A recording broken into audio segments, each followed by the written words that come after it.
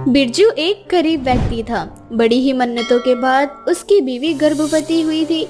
बिरजू को अपने बच्चे होने का बेसब्री से इंतजार था। ऐसे ही एक रोज बिरजू खेत से घर आता है और तभी उसकी बीवी को प्रसव दर्द शुरू हो जाता है। अब बिरजू जल्दी से गांव के आई को बुलाकर लाता है और बाहर अपने बच्चे का इंतजार करने लगता है। कुछ देर बाद आई बाहर आती है और बिरजू को अंदर बुलाकर बोलती है, बिरजू, मुझे बड़े ही दुख के साथ कहना पड़ रहा है, पर तुम्हारी बीवी ने एक किन्नर को जन्म दिया है। क्या किन्नर है? भगवान, ये मेरे साथ क्या हो गया?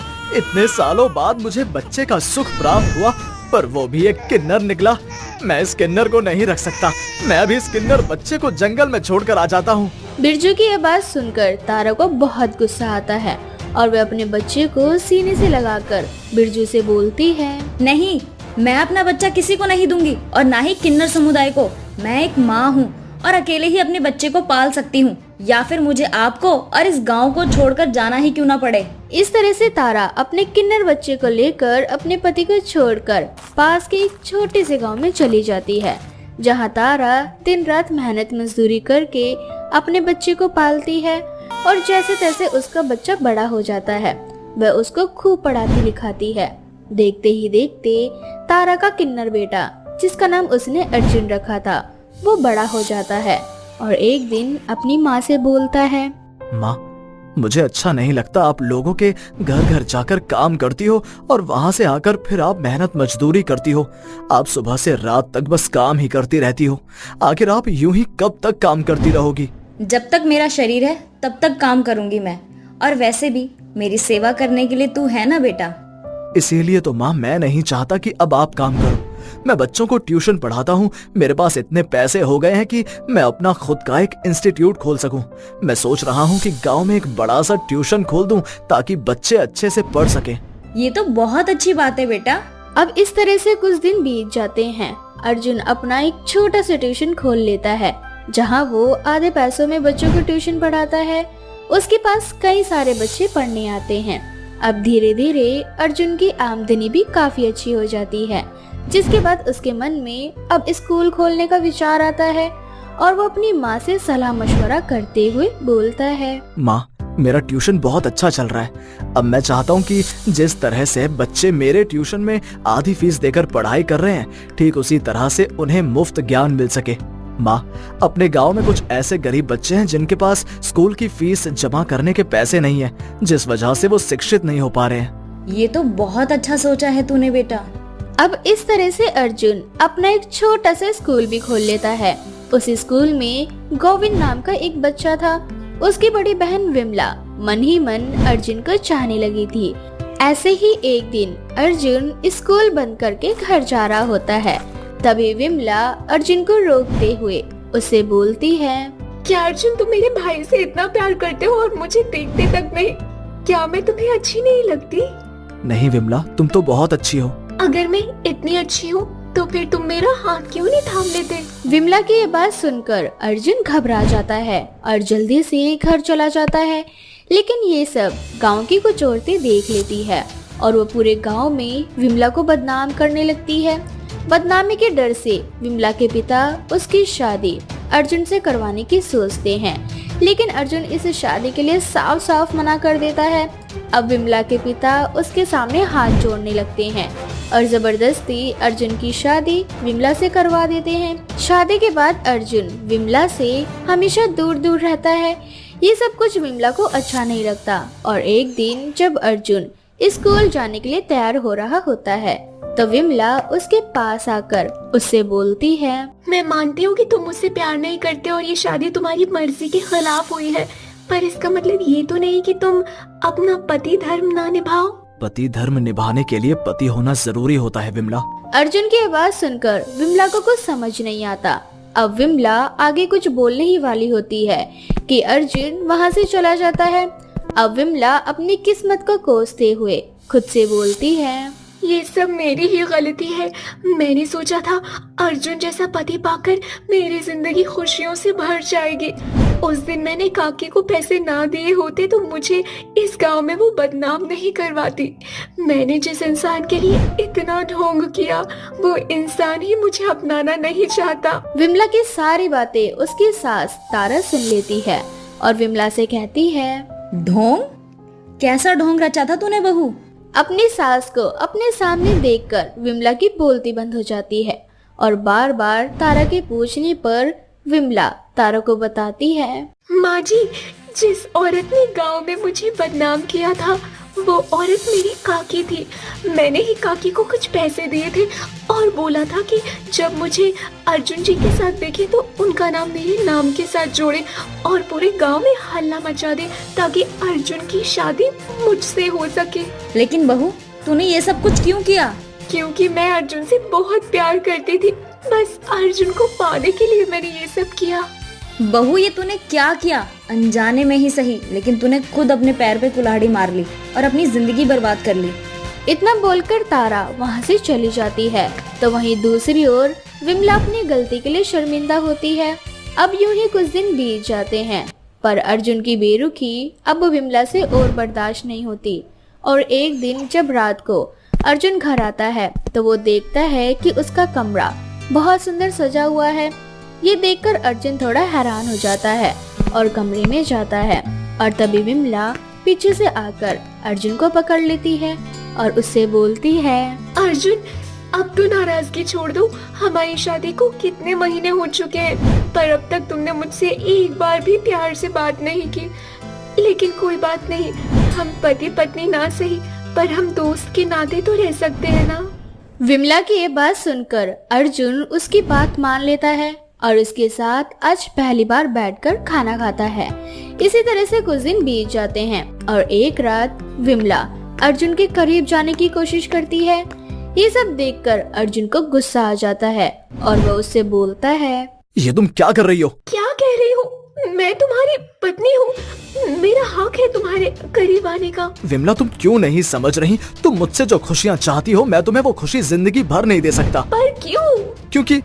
क्योंकि मैं किन्नर हूँ। इतना बोलकर अर्जुन रोने लगता है और तभी वहाँ तारा आकर अपने बेटे को चुप कराती है, जिसके बाद अर्जुन विमला को अपनी सारी सच्चाई बताता है। विमला, तुम बहुत अच्छी हो पर मैं तुम्हारे लायक नहीं हूँ क्योंकि मैं एक किन्नर हूँ। मेरी माँ ने दुनिया वालों से मेरी सच्चाई छिपा कर रखी थी ताकि कोई मुझे मेरी माँ से दूर न कर सके, और अपनी माँ की खुशियों के लिए मैं भी सबसे झूठ बोलता रहा। बस इसीलिए मैं तुमसे या किसी और से शादी नहीं करना चाहता था। बहू, आज तेरे सामने एक माँ हाथ जोड़कर बोल रही है, प्लीज मेरे बेटे के किन्नर होने की सच्चाई किसी को मत बताना। अगर किसी को पता चल गया कि वो किन्नर है तो सब लोग उसका मजाक बनाएंगे। शायद किन्नर समुदाय के लोग उसे अपने साथ ले जाएं। बहू, मैं अपने बेटे से बहुत ज्यादा प्यार करती हूँ।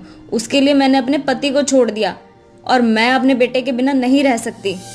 अब मैं कहाँ जाऊँ? ये मैंने क्या कर लिया? मैंने तो अपने ही हाथों अपनी जिंदगी बर्बाद कर ली। बस कुछ दिनों की बात है बहू, तू अर्जुन के साथ कुछ टाइम तक रहना और कोई बहाना बनाकर इसे तलाक देकर छोड़ देना। उसके बाद तुम किसी और से शादी कर लेना और अपनी खुशहाल जीवन जीना। और बहू, इस तरह तुम्हारी जिंदगी भी बच जाएगी बर्बाद होने से और मेरे बेटे का सच भी बाहर नहीं आएगा। विमला अपनी सास की बात मान जाती है और बिल्कुल ऐसा ही करती है। विमला ना चाहते हुए भी 1 साल अर्जुन के साथ रहती है। 1 साल बाद वे किसी बहाने अर्जुन से तलाक ले लेती है और उसका घर छोड़ देती है, जिसके बाद अर्जुन अपनी माँ के साथ अकेला रहता है और आजीवन बच्चों को पढ़ाता है। जादुई चेहरा बनाने वाला शीशा। एक बार की बात है जब दक्षिण पूर्व की रानी सुप्रिया रात के समय फूलों के गार्डन में घूम रही थी। फिर वो एक जगह रुककर आसमान की तरफ देखने लगी और मन ही मन सोचने लगी, काश कि मुझे कोई लंबे और काले घने बालों वाली और सुनहरी आंखों वाली, जिसकी कोमल त्वचा हो और टमाटर जैसे गाल हो, ऐसी एक नन्ही प्यारी सी बच्ची हो जाए। कुछ समय बाद उन्हें एक ऐसी ही बच्ची होती है, लेकिन अफसोस की बात है कि जन्म देते समय रानी सुप्रिया की मौत हो जाती है। राजा विक्रमादित्य दूसरी शादी कर लेते हैं जिसका नाम काया होता है। वो एक जादूगरनी होती है। शादी के बाद वो अपनी साथ एक जादुई आईना लेकर आती है और उससे पूछती है, आईने आईने जादुई आईने, सबसे सुंदर कौन है बता। आप हो बहुत सुंदर मेरी रानी, लेकिन आपसे भी सुंदर शहजादी ओरिया है। आईने की बात सुनकर वो बहुत आग बबूला हो जाती है। अगर ये मुझसे सुंदर रहेगी तो सब लोग फिर इसी की खूबसूरती की प्रशंसा करेंगे, इसीलिए मुझे कुछ तो करना होगा ताकि राज्य में सबसे सुंदर महिला मेरे अलावा और कोई ना हो। काया हर रोज कुछ ना कुछ करती जिससे कि वो ओरिया की खूबसूरती को कम करे, लेकिन दिन प्रतिदिन ओरिया एक बहुत ही सुंदर और प्यारी दिखने लगती है। ये सब देख काया एक बार फिर अपने जादुई आईने के पास जाकर उसे कहती है, आईने आईने जादुई आईने, सबसे खूबसूरत कौन है बता। मेरी रानी, आप सबसे खूबसूरत हो, लेकिन आपसे भी खूबसूरत शहजादी ओरिया है। काया इस बार बहुत ज्यादा परेशान हो जाती है और वो ओरिया को हमेशा हमेशा के लिए खत्म करने के बारे में सोचती है। इसीलिए वो अपने एक सिपाही को बुलाकर उससे कहती है, तुम्हें शहजादी को जंगल ले जाना है और जंगल में ले जाकर उसकी जान लेनी है। इसके बदले में मैं तुम्हें मुंह मांगी कीमत दूंगी, जिससे जिंदगी भर तुम्हें कमाने की जरूरत नहीं पड़ेगी। सिपाही ओरिया को जंगल की तरफ वो लेकर जाता है। मुझे मत मारो, मैंने तुम्हारा क्या बिगाड़ा है? तुम मेरे साथ ऐसा क्यों कर रहे हो? अगर मेरे पिताजी को तुम्हारे बारे में पता चला तो तुम सोच भी नहीं सकते कि वो तुम्हारे साथ क्या करेंगे। मुझे मत मारो, मुझे जाने दो। शहजादी ओरिया, मैं बहुत मजबूर हूँ। अगर मैंने तुम्हें नहीं मारा तो रानी काया मुझे मार देंगी और मेरे परिवार को भी। मेरी जिंदगी और मेरे परिवार की जिंदगी अब रानी काया के हाथ में है। अगर मैंने तुम्हें छोड़ दिया तो इसका अंजाम बहुत बुरा होगा। मैंने तुम्हें मारने की बहुत कोशिश की, लेकिन मैं ये सब नहीं कर सकता। तुम यहाँ से बहुत दूर चले जाओ ओरिया, और तुम्हारा यहाँ नामो निशान भी नहीं होना चाहिए, इससे तुम जिंदा बच पाओगी। मैं तुम्हारे सामने हाथ जोड़ रहा हूँ ओरिया, तुम कभी लौट कर मत आना। ओरिया कहती है, मैं तुम्हारा एहसान कभी नहीं भूल पाऊंगी, और ओरिया वहाँ से भाग जाती है। वो एक जंगल के अंदर पहुँच जाती है और उसे एक छोटा सा घर दिखाई देता है जहाँ एक बूढ़ी औरत रहती है। ओरिया उस घर के अंदर जाती है। अम्मा, अम्मा मुझे बचा लीजिए। अम्मा, मेरे पीछे कुछ सिपाही लगे हैं जो मुझे जान से मार देना चाहते हैं। मुझे बचा लो अम्मा, मुझे बचा लो। वो उसे अपने घर में पनाह दे देती है। बेटी, तुम्हें देखकर मुझे मेरी बेटी की याद आ गई। वो भी तुम्हारी तरह बहुत सुंदर थी। उसके भी तुम्हारी तरह सुनहरे बाल थे, टमाटर जैसे लाल लाल गाल थे। लेकिन वो दिन मैं आज तक नहीं भूल सकती जिस दिन मेरी बेटी की जिंदगी में तूफान आ गया। कैसा तूफान अम्मा, मुझे भी बताओ। कुछ समय पहले की बात है। बहुत तेज आंधी चल रही थी जिसकी वजह से चारों तरफ तूफान आ गया था। बादलों से जोर जोर से बिजली कड़कने की आवाज आ रही थी। चारों तरफ सन्नाटा छाया हुआ था। तभी वो औरत आसमान से उतरी। उसके हाथ में एक जादुई आईना था। उसने मेरी बेटी को देखा तो उसकी गंदी परछाई मेरी बेटी पर पड़ गई। उसने अपने जादुई आईने से मेरी बेटी को कैद कर लिया और उसकी खूबसूरती उससे छीन ली। तब से मेरी बेटी उस जादुई आईने में कैद है। लेकिन मेरे पास इस आईने का तोड़ भी है, लेकिन फिर भी मैं कुछ नहीं कर पाऊंगी क्योंकि उस जादूगरनी के आगे मैं नहीं टिक पाऊंगी।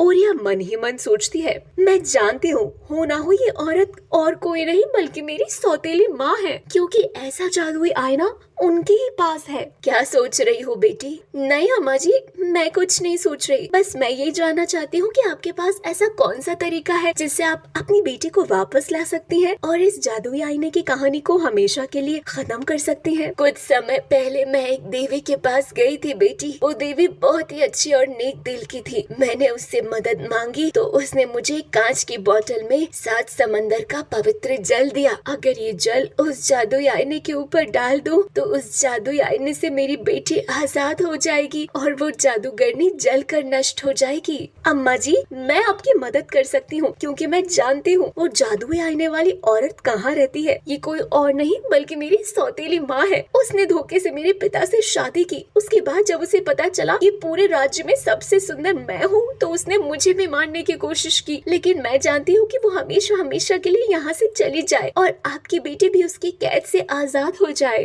क्या सच में बेटी, सच में ऐसा हो पाएगा? मैं मेरी बेटे से दोबारा मिल पाऊंगी क्या? क्या सच में उस पूरी जादूगरनी से मेरी बेटे को छुटकारा मिल पाएगा? क्या ये तुम कर पाओगी? हाँ अम्मा, हाँ, मैं इस काम को करने के लिए तैयार हूँ। बस आपको मुझ पर भरोसा रखना होगा। मुझे तुम पर भरोसा है, लेकिन मेरी प्यारी बच्ची, तुम भी अपना ख्याल रखना। वो जादूगरनी बहुत खतरनाक है। अगर उसने तुम्हें नुकसान पहुँचाया तो मैं कभी अपने आप को माफ नहीं कर पाऊंगी। और पवित्र जल लेकर महल की तरफ जाती है। ओरिया छुपकर महल में पहुँच तो जाती है, लेकिन जैसे ही वो पवित्र जल को जादुई शीशे के ऊपर डालने जाती है, तभी वहाँ पर काया आ जाती है। तुझे क्या लगा तू मुझे इतनी आसानी से बेवकूफ बना लेगी? अरे तेरे जैसी कम अकल की तो मैं चुटकी बजा के हवा में उड़ा दूंगी। तो क्या मेरा मुकाबला करेगी? तो रुक, तुझे तो मैं अभी बताती हूँ। तभी काया अपने जादू की मदद से ओरिया को नुकसान पहुँचाने की कोशिश करती है, लेकिन उसी दौरान जैसे ही पवित्र जल आईने के ऊपर गिरता है, वो आईना पूरी तरह से चटक जाता है। उसमें से एक रोशनी निकलती है और बहुत सुंदर लड़की बाहर आती है। वहीं दूसरी तरफ काया जलकर राख हो जाती है और वो अपने पिता के साथ खुशी खुशी रहने लगती है।